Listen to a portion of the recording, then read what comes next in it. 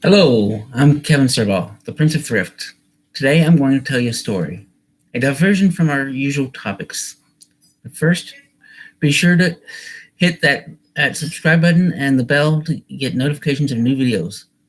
I try to post a new video at least once a week, and if you like this video, don't forget to hit the thumbs up, button for that YouTube algorithm. Okay, let's get started. Have you heard of Erwin Cruz? Story as retold by the Bangor Daily News and the San Francisco Gate. In October of 1977, a 49-year first flight, a once-in-a-lifetime birthday trip to San Francisco. He'd seen it on TV and wanted to visit the Wild West.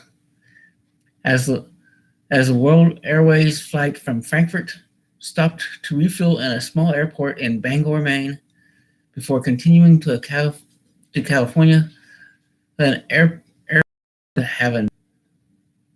Cruz, who reportedly enjoyed a little groggy, and on hearing this, grabbed his suitcase, got off the plane, went through customs, jumped in a cab, and asked the driver to take him to the city. He wandered Bangor for 3 days, enjoying the sights and sounds that Maine had to offer. Cruz's life, making national headlines and becoming a part of local Bangor lore.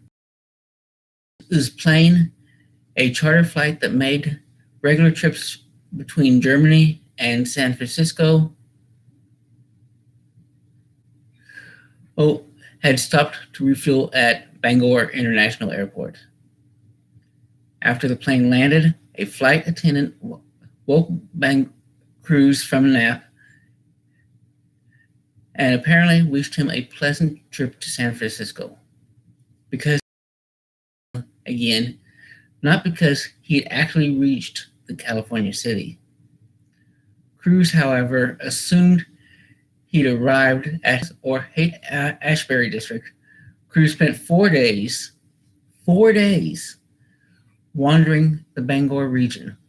Assuming Cruz hardly spoke English, Gertrude Romaine, who with her husband ran a German restaurant in Old Town. He drove Cruz to the restaurant, and Romaine explained to the happy traveler where he was. The Bangor Daily News reporter was contacted, which made Cruz become a local celebrity practically overnight.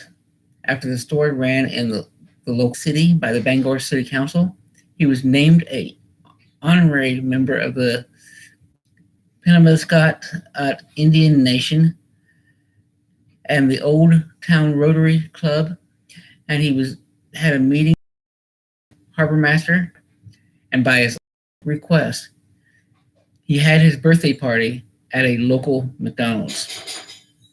Reportedly, he received 3 marriage proposals, a couple in the hopes that he'd return to Maine to live. Cruz even reportedly until at least 1984. He then began to become a national and international celebrity of sorts as the story made its way into the national spotlight when Cruz was featured in Time magazine and even a segment of the Today Show on NBC.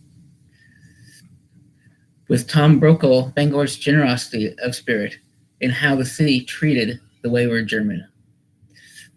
German news magazines Der Spiegel and Stern reported on it in his home country of West Germany as well.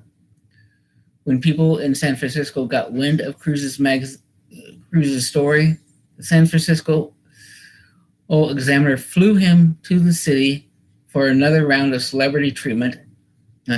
He met the mayor, George Moscone, who was given a tour of Chinatown and was the guest of honor at a rodeo at the Cow Palace. When he finally boarded a flight to return to Germany, he wore a sign reading, "Please let me off in Frankfurt." The following year, In October 1978, Cruz was invited back to Bangor for a few more weeks as the guest of honor for the grand opening of the Bangor Mall. Cutting the ribbon on the brand new shopping complex on visit the U.S., something his employer did not approve of. Cruz was reportedly also reportedly wanted to be compensated for the public appearances the brewery had him do. Reportedly told a newspaper that he actually preferred to drink a competing brewery's beer.